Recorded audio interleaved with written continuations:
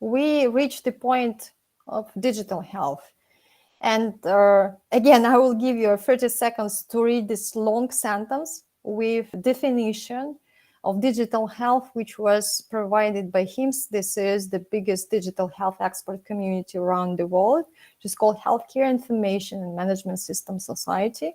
So you can imagine that here there are many kind of complicated terms which they try to put together, like augmented by accessible supportive provider teams, about flexibility, integrated, interoperable, digitally enabled care environment. So, and like many words which are nicely put together, but I mean, it's really difficult for me even, to spell it and say it by heart to other people. But that's not necessary, because this is another example of explanation what is digital health. Yeah. So I'm sure that all of you are familiar with ChatGPT, and this is the ChatGPT explanation of what is digital health for different age children. Yeah. And you can see that, or you can define and explain digital health as a very simple concept, like a special tools on the computer to help us stay healthy, up to like a more complicated definition, which includes some examples like telemedicine, remote support, big data and analytics, and stuff like this. And why I'm giving this example, because while we are working with the implementation of different technologies in healthcare systems, actually we surrounded by the whole pool of the stakeholders, which really have a different level of digital literacy. So you can work with the aged population as patients. You can work with the remote and rural areas where technology is not so widely spread. You can also work with medical professionals, with nurses. You can also work with the governmental bodies and different organizations. And here, the important thing that in life we should be able to explain the complex things in a different level for the different stakeholders. Dive deeper inside the digital health technology domains. And this is the light mapping, which was done by the Stanford Center for Digital Health. You will have this link. You will be able to read this report. This is a very long document, but trust me, there are many interesting things inside. So the Stanford approach to digital health is just to try to split it into some domains. And this is the example of, just a nice try. Let's go through it. So this light blue bubble is the new clinical care models, where you can have, for example, telehealth, virtual health. It can be hospital at home solutions. Here you have another gray bubble, which is artificial intelligence, machine learning, and different algorithms, including the natural, for example, language processing, the image processing, artificial intelligence for radiology, as an example, for ophthalmology. Yeah, and here is data and analytics and health IT. The good example of this domain is EHR system, which we have in almost all hospitals around the world. Yeah, another thing is mobile and web applications, wearable and Internet of Things solutions. So, but what I wanted to tell you with this scheme, that actually it can nicely live together.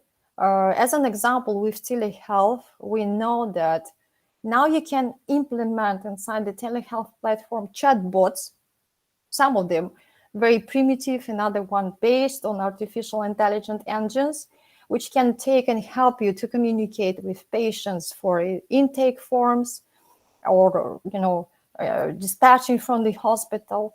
Also, telehealth solutions can have a small, cute EHR system inside. And of course, we're gathering the data. We have a bit of analytics inside. And of course, also our patients can wear some devices and we can collect data from there. And at the end of the day, telehealth platforms for patients usually have mobile applications. So basically, if we think about telehealth, it can actually live in all of these domains. Another example is that this is a pyramid of 2030 digital decade.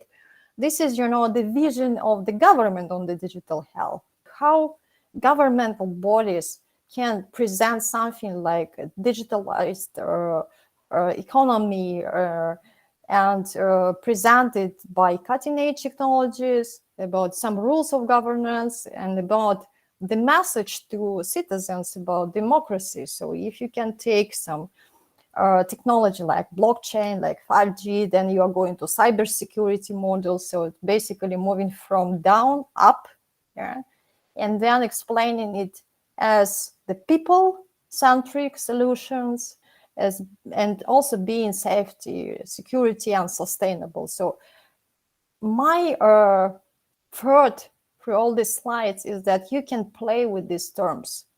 You can think about them. You can move from very complex to very simple. And on the way, with also the documents which I will share with you, you will try to build your own landscape of digital health and try to build your own understanding how you can connect different domains of technology, also with the citizens, also with the rules of governance. Now, let me say a few words about trends. And I think that, let's say, it's really very specific for different countries, because the situation in China, in European Union, or in States, in comparison with Latin America, in Africa, is very different. But anyway, let's look at this. And on the left side, you can see the Future of Jobs report about the technologies implementation until 2025 from the World Economic Forum. And you can see here that, of course, there's growing attention to the artificial intelligence in healthcare. The good example of this is that 3 years ago, we had only 24, 25 AI solutions approved by FDA in United States, and now it's 500 companies who has this approval. It's a lot about the big data and the flow between different systems, the flow between different countries. There are many international projects where you gather the data, when you exchange the data, when you base your research on different data from different countries, to avoid the biased understanding of what's happening in the healthcare system. It's a lot about the cloud computing. So all these bold numbers, the forecast from the World Economic Forum about the trends.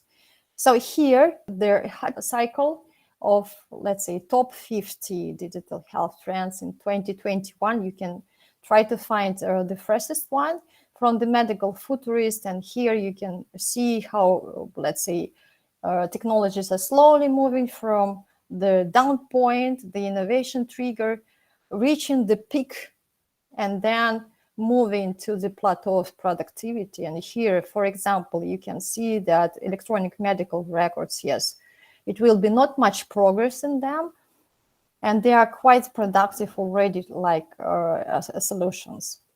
So my question here for you, if you will have time for this, to find top 10 or 20 digital health influencers on the social media, including LinkedIn, Twitter, I don't know if you wish, Facebook, yeah, to follow them, because these people, they're famous inside, let's say, our community, because they're picking up the freshest topic. They just post it, and it's very easy for students and also for us to follow news, just scrolling the news line. Now we are moving to the another topic, which is like a digital health and different way of explaining it and building the educational courses for example, medical professionals. So here I try to map different medical specialties. If we will take the technologies on one side from Stanford again, and the medical specialties, and then think, okay, how we can build the educational programs for clinicians and patients, and go through the different examples which you will face in your hospital practice to understand what actually will be helpful and valuable for people who don't have a lot of time to spend on learning technologies.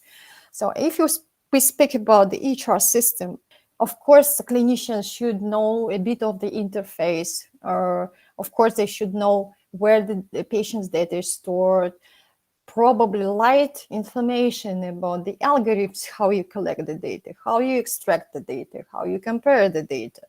And if we have some portable medical devices, that's good to learn how to use them both for clinicians and for patients.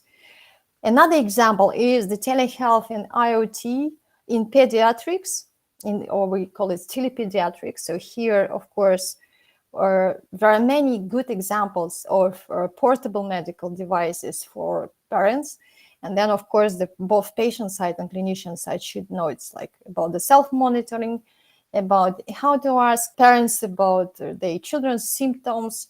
And we have absolutely beautiful presentation and recording, which you will see next week, from Annalise Pickerling from the Stanford University, and she will deliver the information about the telepediatrics and how to run their actually teleconsultations for pediatric patients. So another field is artificial intelligence in radiology.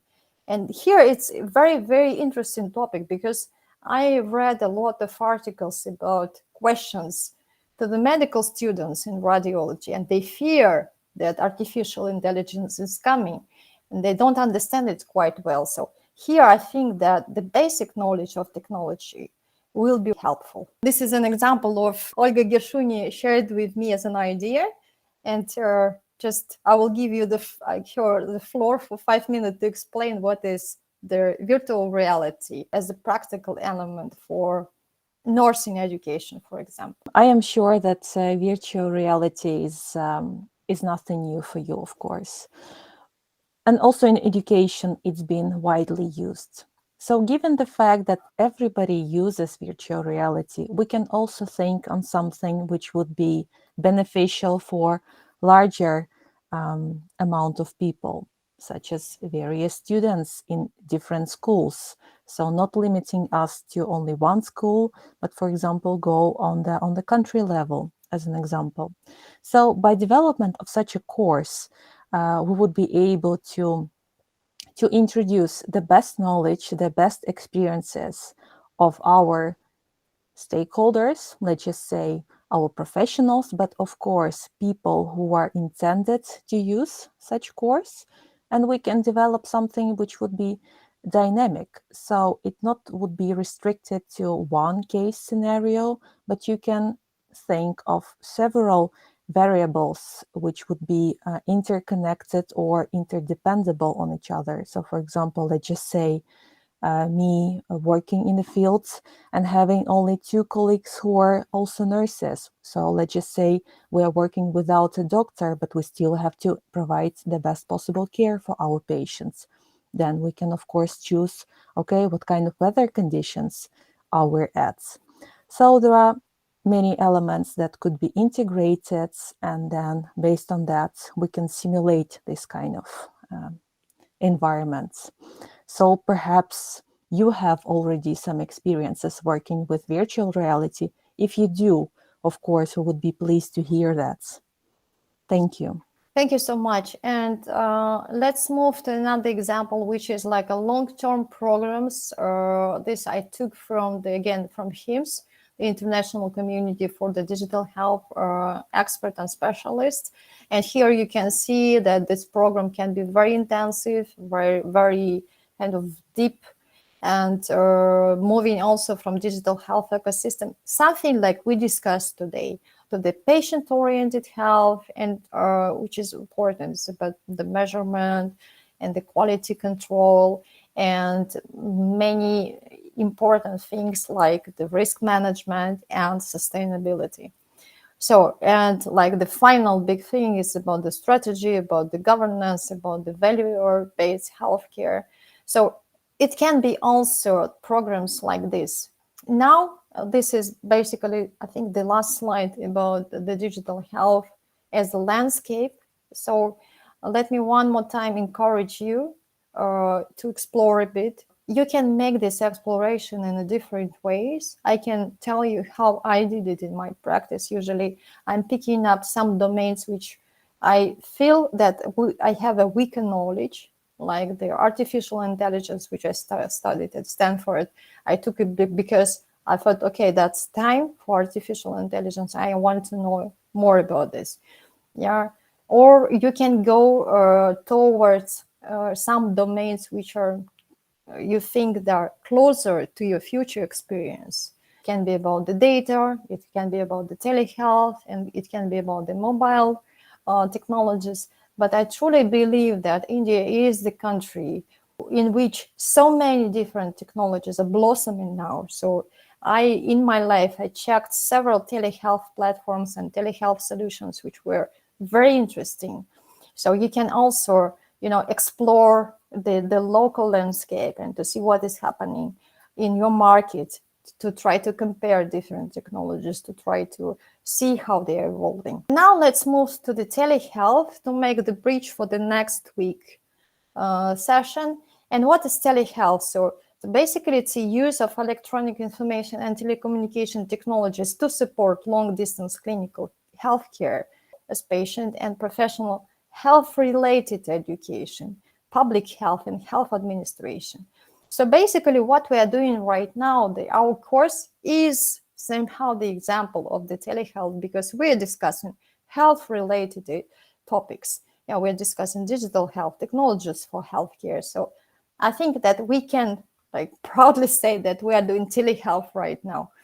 Let's say complex scheme as an example of telehealth implementation for the healthcare systems. I will try to explain you more, but definitely you will have our presentation. I will also send separately this image just for you to see the details. So let's imagine that we implemented telemedicine platform, for example, in some location, in some city, based on some big hospital. But this central hospital, central clinic has also some remote clinics, some rehabilitation centers or centers for disease controls and prevention. This telemedicine platform has some functionality. So as a basic level, so we always have our video conference, we have chat, we have messaging. It's a bit of electronic scheduling, which helps patients to have a virtual visit in exact time. Some of the systems, when we speak about United States, they have the big piece of their private healthcare services. So here we will have to implement online payments and the billing system. Then we have, of course, different interfaces inside the telemedicine platform.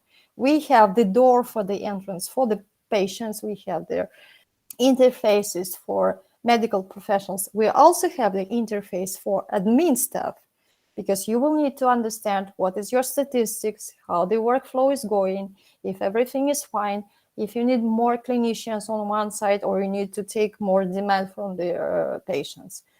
And here you can see with the different colors how the workflow is floating and how the data exchange is floating.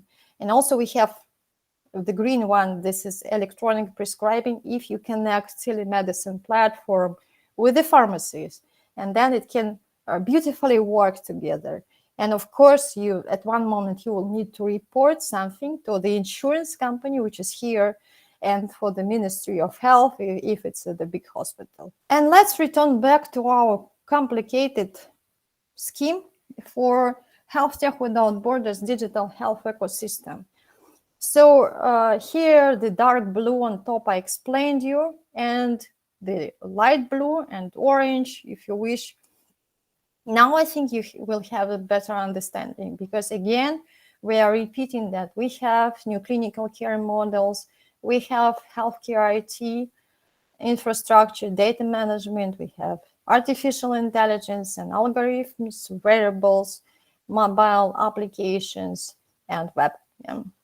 And here we decided to map what we managed to implement. It's green because it's like a fully functioning system. So we have already, as you can see, telehealth, we have digital health solution education, we have e-scheduling, we have e-prescribing, we also have chatbots inside the telehealth. And if you will pay attention, like this small MS2, P1, P3, P4, this is different types of medical specialties or patients groups, because you cannot, let's say, implement everything for everybody. So sometimes you need to focus on something. And as we said, like telepediatrics is slightly different. Teledisaster is also slightly different.